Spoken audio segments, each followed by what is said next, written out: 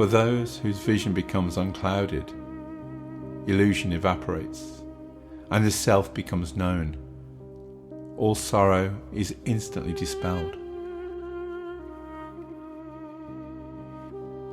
Seeing everything is imagination, knowing the self as timelessly free. The sage lives as a child, knowing himself as absolute, knowing existence and non-existence to be imagination only. What is there for the desireless one to learn, say or do? Knowing for certain that all is self, the sage has no trace of thoughts, such as I am this or I am that. The yogi who finds stillness is neither distracted nor focused. He knows neither pleasure nor pain, ignorance dispelled. He is free of knowing. Religious merit, sensory pleasure, worldly prosperity, discrimination between this and that, these have no significance to the yogi, free of opposites, such as I do this and this I do not. The yogi who is liberated while living has no duties in the world, no attachments in his heart. His life proceeds without him. For the great soul who abides beyond desire, where is illusion? Where is the universe? Where is meditation on that? Where even is liberation from them?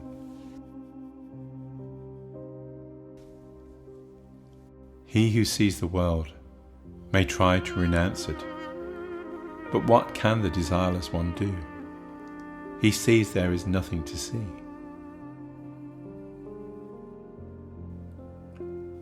He who has seen the Supreme Brahma thinks, I am Brahma. But he who has transcended all thought, what can he think? He knows no other than self.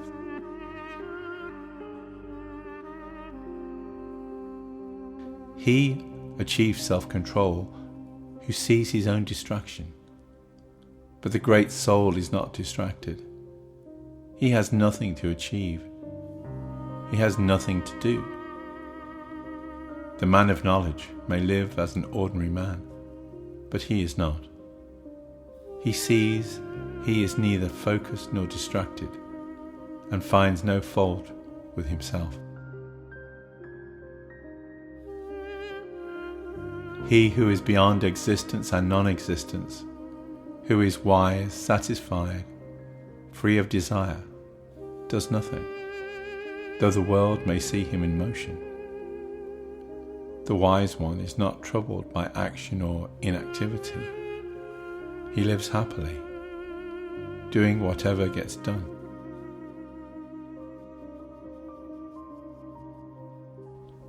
Life, like a leaf in the wind, the liberated one is untethered from life, desireless, independent, free. For one who has transcended the world, there is no joy or sorrow. With a stilled mind, he lives on with no body.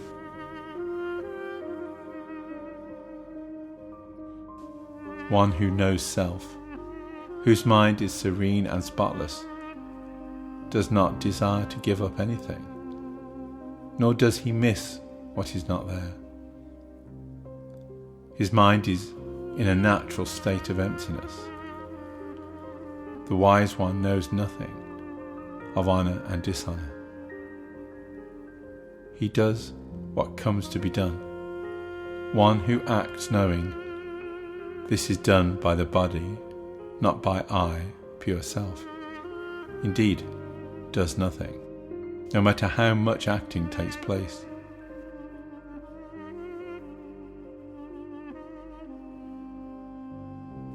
The liberated one acts without claiming to be acting. But he is no fool. He is blessed and happy, even though in the world. Having had enough of the endless workings of the mind, the wise one comes to rest. He neither thinks nor knows, nor hears nor sees. Beyond stillness, beyond distraction, the great soul thinks nothing of liberation or bondage. Having seen the universe is void, even though it seems to exist, he is God. He who believes he is a person is constantly acting, even when the body is at rest. The sage knows he is not a person, and therefore does nothing, even when the body is in motion. The mind of the liberated one is neither troubled nor pleased. It is actionless, motionless, desirelessness, and free of doubt.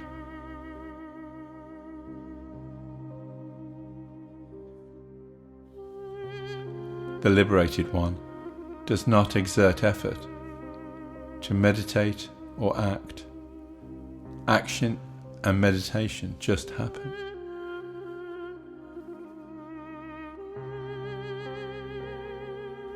Hearing ultimate truth, the dull-witted man is bewildered. The wise man, hearing truth, retreats within and appears dull-witted. The ignorant practice meditation and no thought. The wise, like men in deep sleep, do nothing.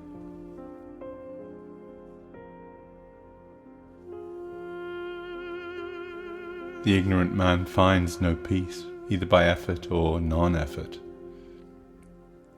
The wise man, by truth alone, is stilled. Though they are by nature self alone, pure intelligence, love and perfection, though they transcend the universe and are clearness itself, men of the world will not see this through meditation and practices.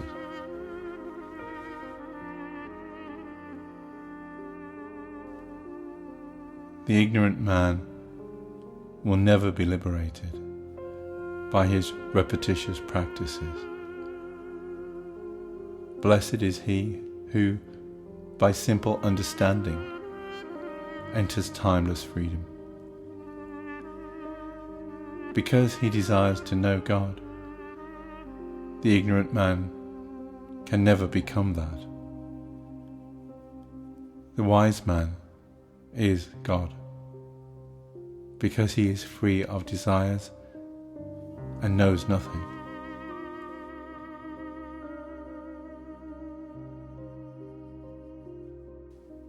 Unable to stand steady and eager for salvation, the ignorant perpetuate the illusion of the world, seeing the world as the source of all misery.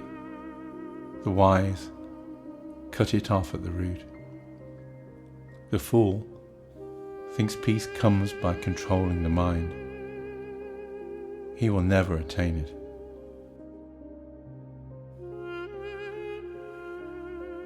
The wise one knows truth and is stillness itself. For he who thinks knowledge is things and ideas, how can there be self-knowledge? The wise do not see separate things, only the timeless self.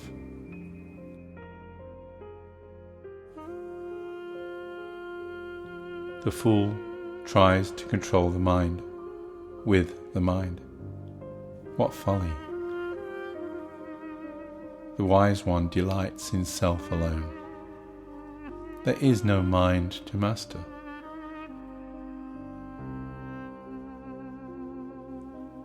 Some believe in existence. Others believe nothing exists.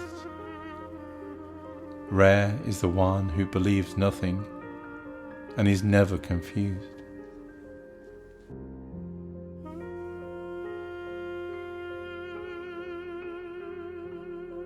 Weak intellectuals may believe the self is one without other, but being mired in illusion, they do not actually know self.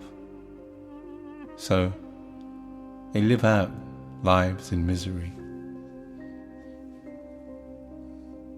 The mind of one seeking liberation depends on things for perception.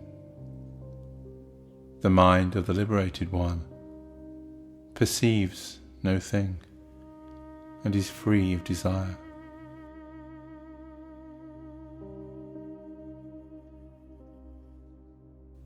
Timid men fear sensory experience, much as they do tigers. They seek refuge in caves and try to unthink the world. Sensory experiences are like elephants who, upon encountering a desireless man, see him as a lion. They immediately turn on their heels, or if unable to escape, stay on to flatter and serve him. A man with no doubts, who knows only self, has no need of practice or liberation. Seeing, hearing, touching, smelling, eating, he lives as he is, happily.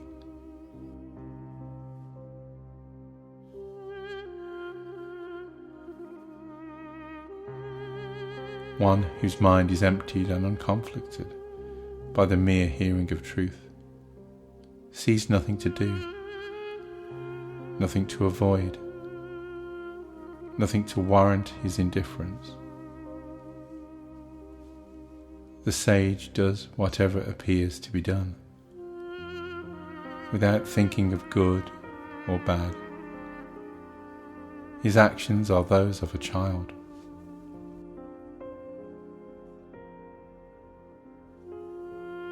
Depending on nothing, one finds happiness. Depending on nothing, one attains the supreme. Depending on nothing, one passes through tranquility to oneself.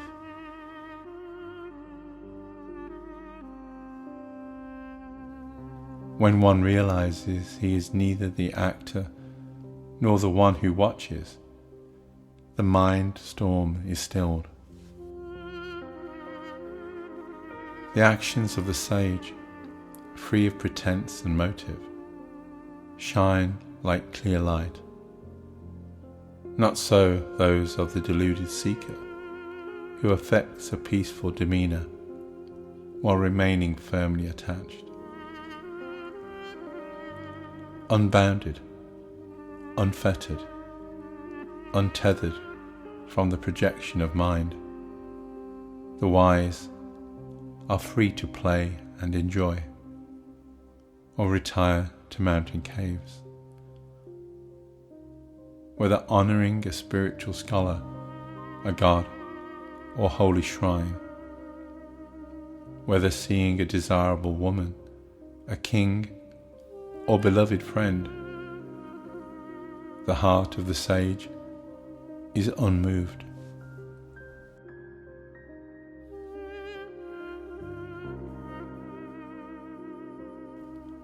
Though his servants, sons, wives, daughters, grandchildren, and all his relatives ridicule and despise him, the yogi is undismayed. Though pleased, he is not pleasured. Though pained, he does not suffer. This wonderful state is understood only by those like him.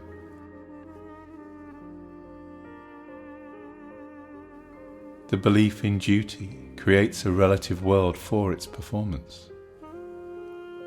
The wise one knows himself to be formless, timeless, all-pervasive, immaculate, and thus transcends duty and world.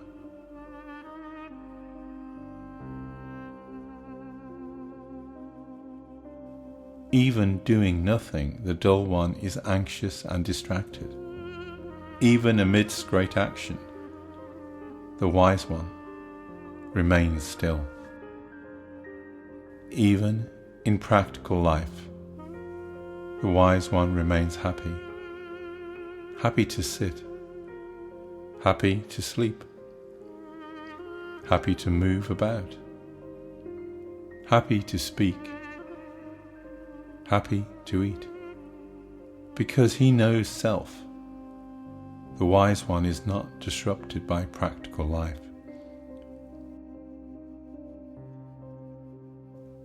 He is deep and still, like a vast lake.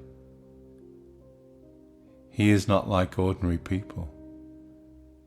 His sorrows have vanished.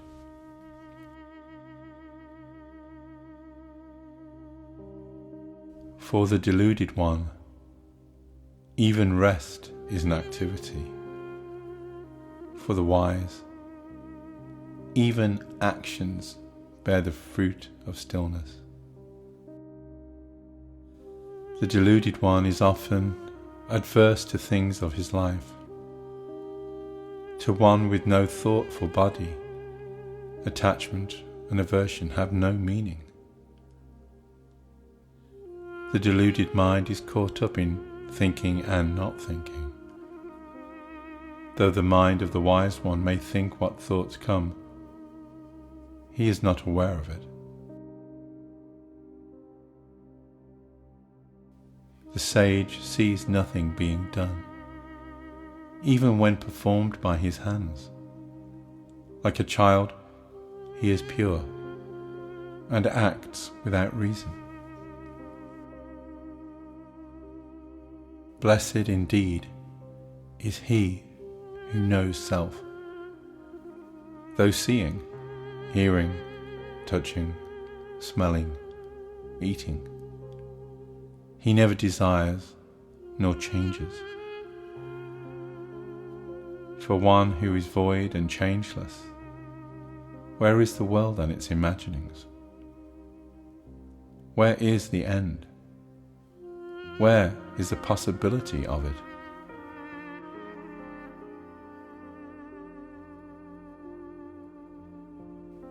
Glorious indeed is he who, free of desire, embodies bliss itself. He has become absorbed in self. In short, the great soul who has realized truth is free of desire, enjoyment, and liberation.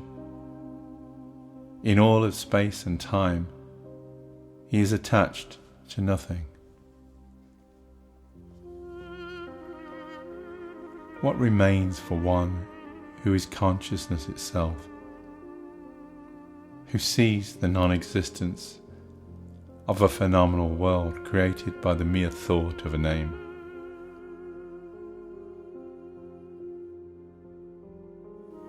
Peace is natural for one who knows for certain nothing exists, who sees appearances are illusion, to whom the inexpressible is apparent. Rules of conduct, detachment, renunciation, asceticism, what are these to one who sees the unreality of things, who is the light of awareness?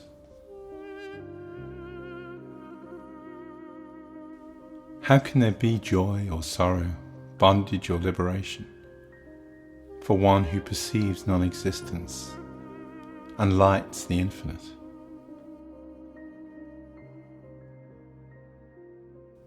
Until self-realization, illusions prevail.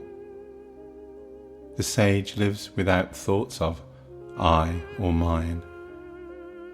His connection to illusion is severed. What is knowledge? What is the universe? What are thoughts like, I am the body, or the body is mine? The sage is imperishable and sorrowless. He is self alone.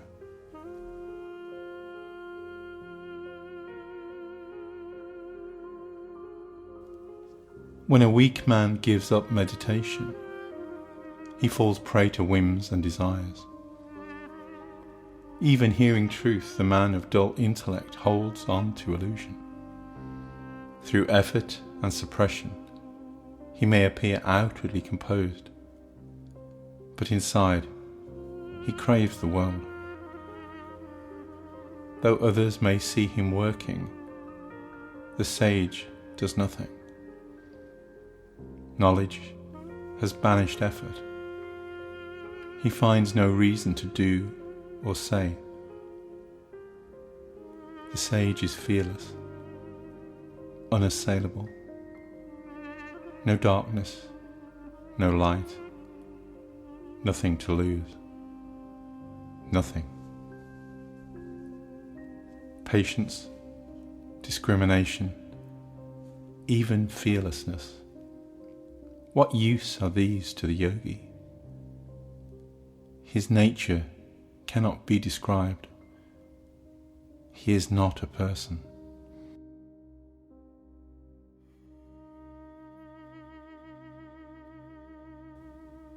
No heaven, no hell, no liberation for living.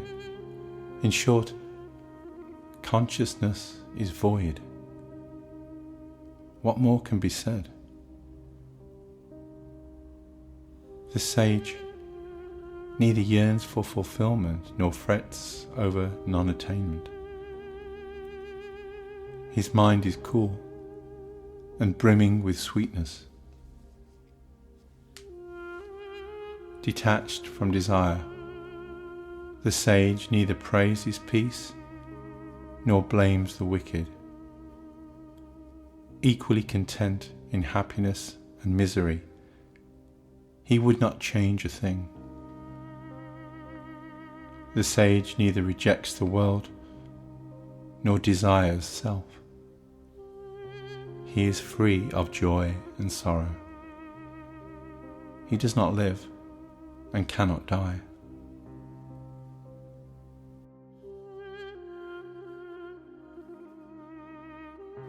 The wise one lives without hope.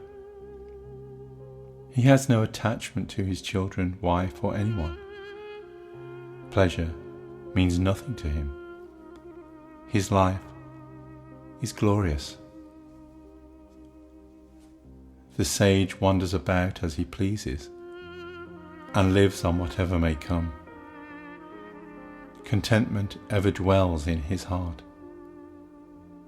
And when the sun sets, he rests where he is.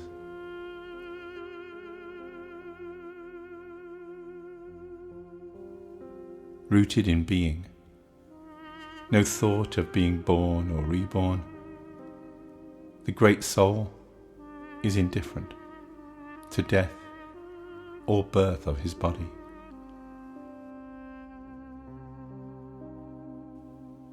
The wise one stands alone, caring for nothing, bereft of possessions.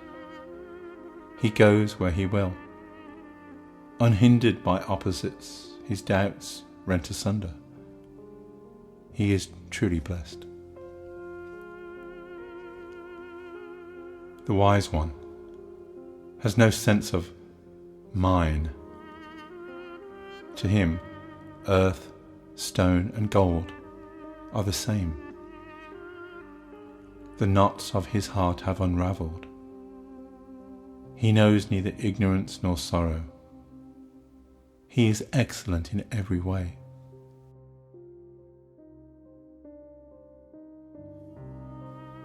The liberated soul has no desire in his heart. He is content and indifferent. He has no equal. Only one free of desire, knows nothing of knowing, says nothing needs saying, sees nothing to see. He who is without desire excels, be he beggar or king. He no longer sees good or bad.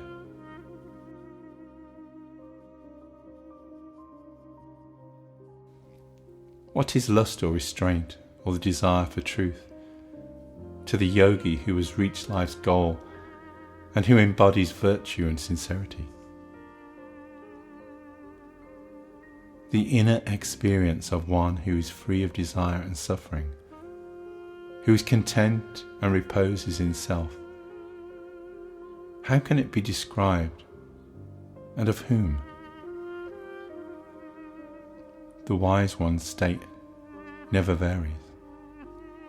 Sleeping soundly, he's not asleep.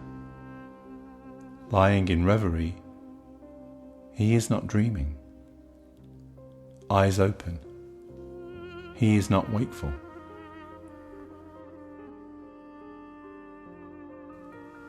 The man of knowledge seems to think, but has no thoughts. He seems to have sense perceptions, but does not experience. He seems to have intelligence, but is empty-minded. He appears to be a person, but he is not.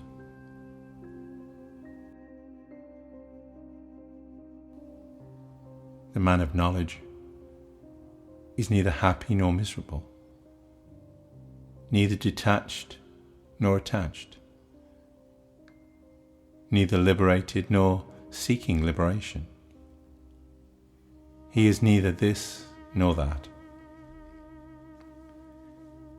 Even while distracted, the Blessed One is still. In meditation, he does not meditate. In ignorance, he remains clear. Though learned, he knows nothing. The liberated one, who abides unconditionally in self, who is free of the concept of action and duty, who is always and everywhere the same, is desireless. He does not worry about what he did or did not do. The wise one is neither pleased by praise nor annoyed by blame. He neither rejoices in life nor fears death. One of tranquil mind seeks neither crowds nor wilderness. He is the same wherever he goes. And Janaka said, "With the tongues of truth I have plucked the thorns of thinking from the innermost cave of my heart. Where is meditation, pleasure, prosperity or discrimination? Where is duality? Where even is unity? I abide in the glory of self. Where is past and future, or even present? Where is space, or even eternity? I abide in the glory of self. Where is self? Where is not self? Where is good and evil, confusion and clarity? I abide in the glory of self."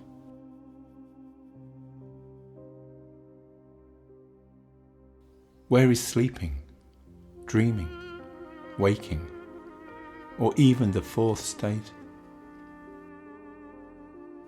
Where is fear? I abide in the glory of self. Where is close or far, in or out, gross or subtle? I abide in the glory of self. Where is life and death? Where is the world and worldly relations? Where is distraction and stillness? I abide in the glory of self. There is no need to talk about the three ends of life. To talk of yoga is purposeless. Even talking about truth is irrelevant. I rest in self alone.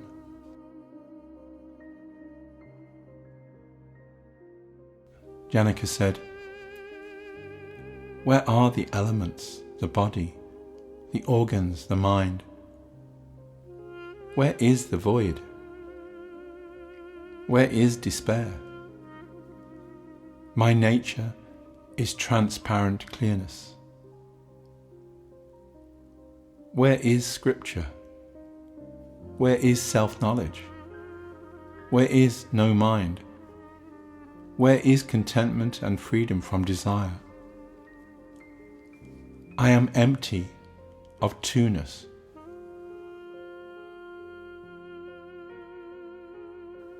Where is knowledge and ignorance?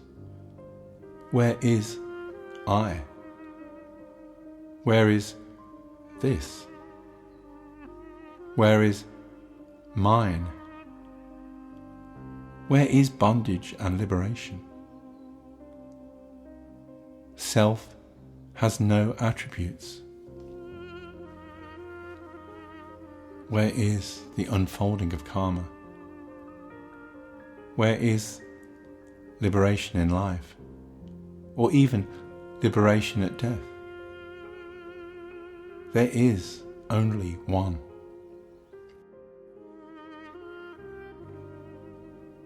Where is the doer or enjoyer? Where is the origin or end of thought? Where is direct or reflected knowledge? There is no person here.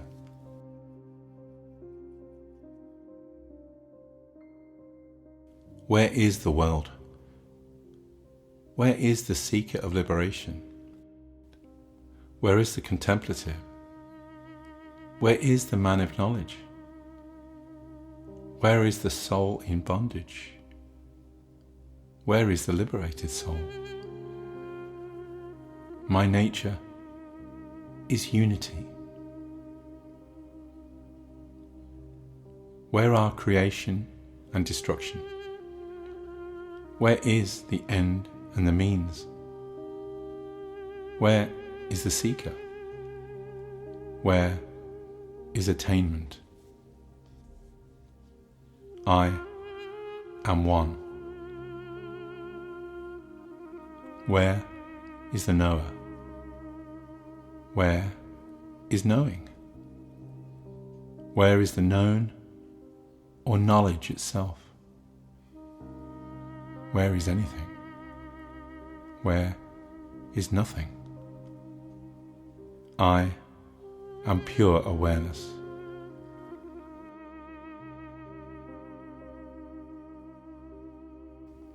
Where is distraction, concentration, knowledge or delusion? Where is joy or sorrow? I am stillness. Where is the relative? Where the transcendent? Where is happiness or misery? I am empty of thought. Where is illusion? Where is existence? Where is attachment or non-attachment? Where is person? Where is God? I am awareness.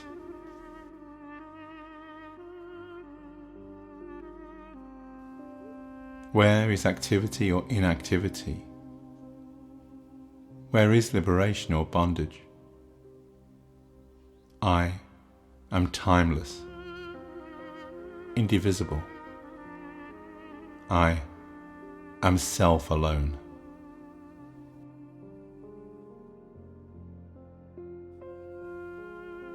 Where are principles and scriptures? Where are the disciple or teacher? Where is the reason for life? I am boundless, absolute. Where is existence or non-existence? Where is unity or duality? Nothing emanates from me. No more can be said.